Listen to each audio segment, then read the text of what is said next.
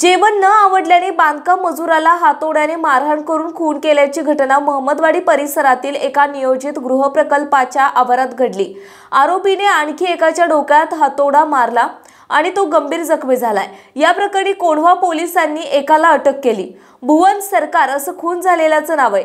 या प्रकरणी कमल मार्डी याच्यावर भारतीय न्याय संहिता कलम 103, 118(1), 352 नुसार गुन्हा दाखल करून अटक करण्यात आली आहे।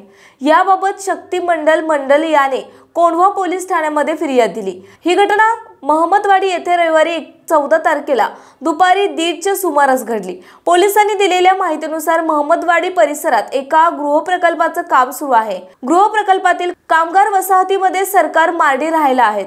रविवारी दुपारी सरकार याने सहकारी बांधकाम मजुरांसाठी जेवण तयार केले। जेवणाची चव न आवडल्याने मार्डी याने सरकारला शिवीगाळ केली। वादातून आरोपीने सरकारच्या डोक्यात शेजारी ठेवलेला हातोडा मारला। सरकारच्या नाकावर हातोडा मारल्याने तो गंभीर जखमी झाला। आरोपीने शेजारी असलेल्या रामप्रीत मंडल यांना हातोड्याने मारहाण केल्याने ते जखमी झाले।